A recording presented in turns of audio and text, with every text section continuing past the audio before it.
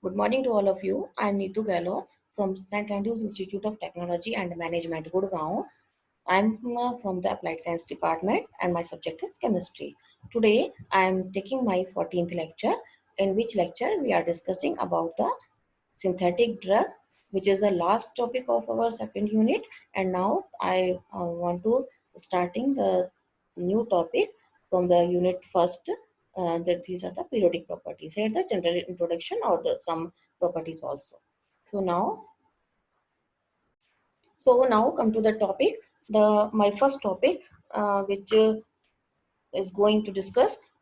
This is the synthetic drugs. Some common synthetic drugs. As we know, the common synthetic drugs, these are the aspirin and the paracetamol. और वो drugs जो दवाइयाँ जो हमें थोड़ा बुखार खा जुकाम या भी हेडेक वगैरह होता है तो हम यूज करते हैं तो these are called the synthetic drugs. So now the chemically substance used for the treatment of disease and for reducing the suffering from pain are called medicine or the drug. These chemically are mainly classified as the antipyretics, analgesic, antiseptics, disinfectants, tranquilizer, and the antibiotics. Do you know what is the difference between the medicine and the drug? There is some minute difference between the medicine and the drug. So if we take the substance in with the help of doctor or with the prescription of the doctor, then it is called the medicine. And unlimited amount, if we take, then it is work as a drug. So this is a very uh, small difference between the drug and the medicine. Now come to the first medicine, which is aspirin. So uh, aspirin is obtained by the acetylation of salicylic acid with acetic anhydride or acetyl chloride. So these are the preparation. With the help of these contents, we can synthesize the aspirin. So as we know that there are the two components, either the salicylic acid and second is the acetic and acetyl chloride. Here one another reactant is also we can use the salicylic acid with the acetic anhydride. So there is the formation of the aspirin. This is known as the aspirin, and in the presence of acetic anhydride we find the acetic acid, and in the presence of the acetyl chloride here is the formation of HCl. So these are the requirements. So acetylation with the acetic anhydride, we here we use the salicylic acid 5 gram, salicylic sorry acetic anhydride 8 milligram milliliter, concentrated sulfuric acid 2-3 drops. So one more procedure is more for is enough for prepare the synthesis of the aspirin. So first here the procedure with the acetylation with the acetic anhydride. So here we can use the 5 gram of the salicylic acid and the 7 ml of the acetic anhydride in a small absolutely dry conical flask. Then we can add the 2-3 drops of the concentrated sulfuric acid and rotate the flask for the throwing mixing. Then warm the conical flask on the water bath to about the 50 to 60 degrees centigrade while shaking for about 15 minutes. And then after that allow the mixture to cool and stir occasionally. Then add the 80 ml of water, stir well and filter the pump for the recrystallization of the crude product for mixing of equal amount of the water and the acetic acid. So one procedure is enough to prepare the synthesis of the aspirin. So here is the aspirin, and there are some precautions. The precautions are the conical flask must be absolutely dry and the cool contents of the flask in water after addition of each small instant of acetylation agent. Now the use an air condenser while heating the reaction mixture on the water bath. So these are the precautions. And one more is use the minimum quantity of the solvent for the recrystallization. Now the second type of synthetic drug is the paracetamol, which is prepared or which can be synthesized by the help of paraminophenol and the acetic anhydride. So here this is the it is obtained by the acetylation of paraminophenol with acetic anhydride, or other procedure is the paraminophenol with the acetyl chloride. So there they have the two reaction. First reaction indicate gives the reaction between the paraminophenol with the acetic anhydride and it gives the paracetamol. And in the another reaction here the paraminophenol react with the acetyl chloride, then it gives the paracetamol also. So now here are the procedure. Sorry. These are the two procedure. First is the with the acetic anhydride. So we take the 2 gram of the 4-aminophenol into 50 ml conical flask and then add 15 ml water and stir the suspension vigorously using the magnetic stir for a few minutes. And then add 2.2 ml of ethanoic anhydride and continue stirring until suspension dissolved and the uh, precipitated. So paracetamol even actually formed. So after 10 minutes, filter the precipitates using the funnel and wash with a small amount of cold distilled water. And next step is that after drying, the crude product should be the placed in a clean 100 ml conical flask and recrystallized by the heating until the dissolved in approximately 20 ml of water. So this is the procedure by which we can synthesize the paracetamol and the aspirin. As we know that these two medicines are used in the if we suffering from the fever, pain, or headache, toothache, or and body pain. So these paracetamols are used in this uh, disease. So now come to the next topic, which is related to the our first unit. This the periodic properties.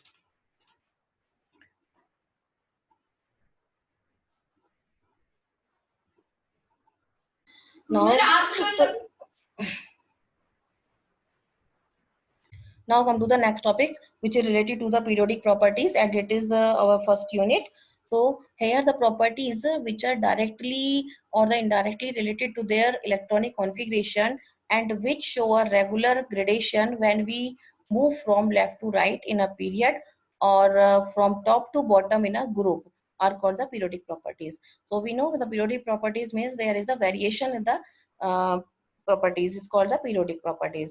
Here, as we know that there are the in the periodic property, the periodic table, there are the period and the groups are here. So the variation in the group or the periods are according to their the electronic configuration of the atomic number. So now the various properties of the elements may be divided into the following two categories. Here, the first is the properties of the individual atoms. These are the properties like the valency, atomic radii, and the ionic radii or ionization energy, ionization enthalpy, and electron gain enthalpy, then the electronegativity and the one what the valency. These are the properties of the individual forms and are directly related to their electronic configuration. Now the second type of the property which are related to the group. है ना? So properties of the group of atoms. So like these properties are like the melting point, boiling point, heat of fusion, and the vaporization, and the energy of the atomization, the density, and atomic volume. So these are the properties uh, uh, which are in the bulk, which are the bulk properties. So that the properties of the collection as a group of atoms and are only directly related to their electronic configuration. Now come to the first periodic property. The first topic is the atomic radii. In the atomic, we know all about the radius. So here we are discussing about the atomic radii. In the atomic radii, it means there is a distance from the center of the nucleus to the point up to which the density of the electron cloud. So we know the density of the electron cloud mean it means that there is a probability of finding the electron the जहाँ पे ज़्यादा से ज़्यादा electron present हो this वो आपका probability है. So the distance from the center of the nucleus to the point up to which the density of the electron cloud. So that is the probability of finding the electron, that is it should be maximum. So now that they are the types of the atomic radii. So we know there are the three types of the atomic radii. First is the covalent radii, second type is called the van der Waals radii, and third is the metallic radius. So we are discussing about these three radius one by one. Firstly, we are going with the covalent radius. So in the covalent radius, it is defined as one half of the distance between the nuclei of two covalently bonded atom. तो covalent bond है दोनों के बीच में, and they are bonded from atom of the same element in the nucleus. So here we can see there are the two covalent bonded atom है, और इन दोनों के बीच की जो distance है उसका half, that is called the covalent radius. Here we can represent it by the R covalent, that is the half of the bond length. It is known as the bond length also. So this type of radius is called the covalent radius. Now come to the second type of the radius. It is called the van der Waals radius. So in the van der Waals radius, we can explain that it is defined as one half of the distance between the nuclei of the two identical non-bonded isolated atoms or two adjacent identical atoms belonging to two neighboring molecules of an element in the solid state. So here we can say that the distance हम measure करते हैं A और B and divided by 2, it is called the van der Waals radius. I repeat again that it is defined as the one half of the distance between the nuclei of two identical non-bonded isolated atoms or two adjacent isolated atoms belonging to two neighboring molecules of an element is the solid state. So the R van der Waals radius is equal to distance between the A and B and divided by 2. It is called the van der Waals radius. Now come to the third type of radius is called the metallic radii. So here the metallic radii means it is defined as the one half of the internuclear distance, defined as one half of the internuclear distance between the two adjacent metal ions in the metallic lattice. So it is determined by the X-ray diffraction method. So these are the three types of the radii. One is the covalent radii, second is the van der Waals radii, and third type of radii is the metallic radii. Now the variations of the atomic radii in the periodic table. So these are the with the, as we know that the it is the line noted by the in the noted the period, and here is it noted of the group. So when within the given period, the atomic radius decrease from left to right. Okay, why? Due to the effect of increase in nuclear charge, you know, and while the electrons are being added to the same cell, and within the given group, atomic radius increases down to group, because this is due to the increases in the number of shell. So in the period left to right, atomic radii decreases, and top to bottom it increases. So here the variation in the periodic table. Okay, now the another periodic property is the penetration of orbital. So here we want to talk about some points and the penetration of the orbital. So the we know that nucleus जो है वो electrons को अपनी तरफ खींचता है ना, जबकि हम मान रहे हैं कि इलेक्ट्रॉन के पास नेगेटिव चार्ज है, इलेक्ट्रॉन न्यूक्लियस के पास पॉजिटिव चार्ज है. So positive charge the opposite charge is there, so there is वो अट्रैक्ट करेगा, है ना. So this in this penetration of the orbital, it means the orbital penetration refers to how effectively electrons can get close to the nucleus. Okay, now under the example we can say that the electron probability density for the s orbital, we know that the electron probability density for s orbital is highest in the center of the orbital or at the nucleus. तो सबसे ज्यादा किसकी है? s orbital की, क्योंकि वो सब उसके पास है सबसे ज्यादा. And the electrons are negatively charges and are pulled towards the positively charged nucleus, and thus attracted towards the nucleus. But at the same time, electrons repel each other. And why they repel to each other? Because why they repel to each other? Because shielding is here. Okay, so the electrons are negatively charges and the pull towards the positively charged nucleus, and thus the attracted towards the nucleus. But the same time the electrons repel each other, so these attraction and repulsive force result is shielding. Okay, so penetration and the shielding are the two underlying principles in determining the physical and the chemical properties of element. Okay, then now uh, in the periodic table, so here for one principal energy level is penetrating power of an electron. It follows this trend in subcell. So as we see here that S sub S is greater than P and greater than D and is F. So this is the series S की जो आपकी power penetration power भी सबसे ज्यादा होगी.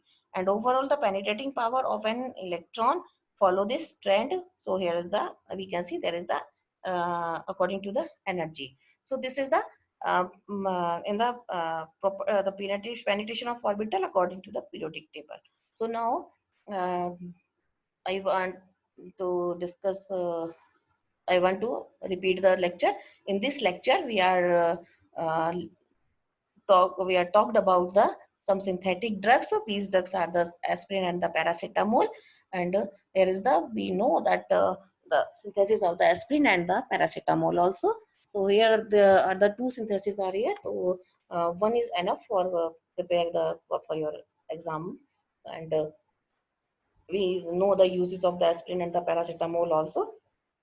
Then come to the next topic which is related to the unit first, and that topic is the periodic properties, है ना.